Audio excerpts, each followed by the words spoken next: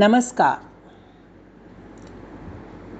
शुक्र प्रोडक्शन की लघु कथा साहित्य प्रतियोगिता 2023 के लिए मैं सत्यवती आचार्य चंडीगढ़ से एक लघु कथा प्रस्तुत कर रही हूँ, जिसका शीर्षक है रिश्ते निभाने का ठेका। तो प्रस्तुत है रिश्ते निभाने का ठेका। मीरा बहुत खुश थी। उसे आज बेंगलुरु जाना था। वह पिछली बार के सफ़र को याद कर रही थी, जब माँ पिताजी के लिए सूजी के लड्डू लेकर गई थी। सूजी के लड्डू बहुत अच्छे बन गए थे। पिताजी को मीठा बहुत पसंद था। फिर उसने सोचा कि क्यों ना उब्बट्टू भी बना ही ले, जो एक तरह की भरवा मीठी रोटी होती है।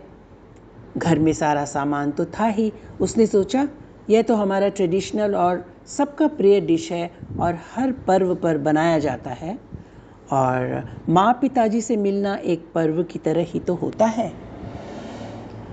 मैदा, चने की दाल, गुड़, इलायची और तेल सब कुछ तो था घर में। दोपहर बाद उसे 3 दिन की ट्रेन की यात्रा करनी थी। मल्लेश्वरम जाना उसे बहुत पसंद था। बचपन के दिनों की यादें ताज़ा हो जाती थीं। नानी का घर, गर्मी की छुट्टियों में छोटे भाई और माँ पिताजी के साथ महीने भर के लिए जाना, उत्तर भारत से बहुत ही अलग कल्चर का अनुभव करना, मल्लेश्वरम के फुटपाथ पर बड़े बड़े पेड़ों के नीचे मामा की उंगली पकड़कर घूमना उसे बहुत पसंद था। मामा उसे हर रोज़ तरह तरह की चीज़ें खिलाते पिलाते थे। बादाम मिल्क और नारियल पानी उन दोनों का फेवरेट था, पर ये तो गुजरे ज़माने की बातें थीं। आज तो उसके बच्चे भी बड़े होकर अपनी अपनी लाइफ में सेट हो चुके हैं। मीरा अपने भाई बहनों को बहुत प्यार करती थी। 2 भाई और 2 बहनें थीं। मीरा सबसे बड़ी थी और अपने भाई बहनों से संपर्क रखने का जैसे उसने ही ठेका ले रखा हो, वे कभी प्रयास नहीं करते थे। वह उन्हें छोटा और अपना समझ माफ़ कर देती थी और मूव ऑन कर जाती थी, आगे बढ़ जाती थी ज़िंदगी में। उसे लगता था इन छोटी छोटी बातों से नाराज़ नहीं होना चाहिए। वह सोचती थी कि वह सबसे बड़ी है तो उसे समझदारी से काम लेना चाहिए। उसने यह फॉर्मूला बना रखा था कि अगर तुम किसी से बड़े हो तो उन्हें छोटा समझकर माफ़ कर दो, और अगर तुम छोटे हो तो उन्हें बड़ा समझकर माफ़ कर दो। माफ़ करके आगे बढ़ना ही ज़िंदगी है। इस सिद्धांत पर चलने वाली मीरा आज बहुत खुश थी। माँ के साथ घूमना फिरना, ढेर सारी बातें करना, तरह तरह की चीज़ें बनवाना, बनाना, सीखना, खाना पीना, रिश्तेदारों के घर जाना, खरीदारी करना, माँ को साड़ियाँ लेकर देना, उन्हें तृप्त करने की भरपूर कोशिश करना, उनको संतुष्ट देखने की चाह, कितना अच्छा लगता था। माँ की दुनिया ही अलग होती है। उत्साह और ऊर्जा से भरी मीरा कब घर पहुंच गई पता ही नहीं चला। आज भाई के घर स्त्री धन की बात होने वाली थी। उसने सोच रखा था कि उसे स्त्री धन नहीं लेना है। वह अपने हिस्से का सामान भाई बहनों में बांट देना चाहती थी। उसे बिल्कुल मोह नहीं था किसी भी चीज़ का।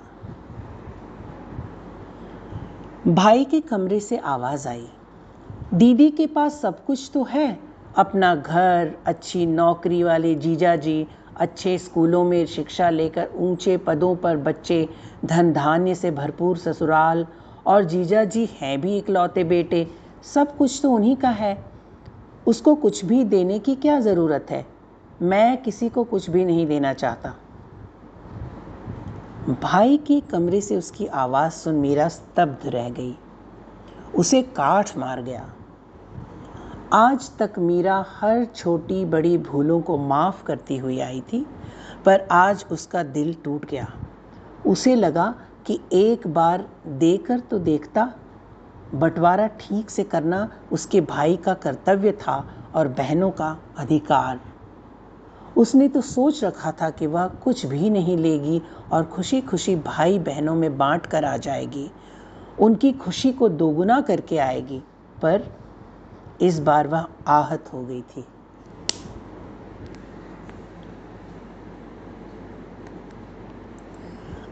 अन्याय को सहना भी अन्याय होता है। वह हमेशा इसके खिलाफ खड़ी हो जाती थी, पर आज उसने कुछ अलग करने की ठानी। उसने अपना मन पक्का किया, शांत हो खुद को संभाला। एक आखिरी नज़र सब पर डालकर वह एयरपोर्ट के लिए निकल गई। उसने सोच लिया कि वह अब कभी उनसे मिलने नहीं आएगी। माँ बाप तो रहे नहीं, भाई बहनों को माफ़ करते करते वह थक चुकी थी। उन्होंने न कभी रिश्ता निभाने की कभी कोई कोशिश की और न बंटवारा करते समय समाज की या मीरा से अपने रिश्ते की कोई परवाह की। घर की देहरी लांघते समय उसके अंतर मन से आवाज़ आ रही थी, रिश्ता निभाने का ठेका क्या सिर्फ तुमने ले रखा है? उसे याद नहीं वह कब फ्लाइट में बैठी, कब हवाई जहाज़ ने टेक ऑफ किया। खिड़की से जब बादल नजर आए तब उसकी तंद्रा टूटी। वह बचपन की बातें याद कर उनमें खो गई थी, जब वह और उसका भाई कभी भी किसी भी चीज़ को बांटे बिना नहीं खाते थे, हर चीज़ साझा करते थे। एयर होस्टेस को बुलाकर उसने ठंडे शरबत की फरमाइश की और आंखें बंद कर फिर से बचपन की दुनिया में लौट गई। धन्यवाद।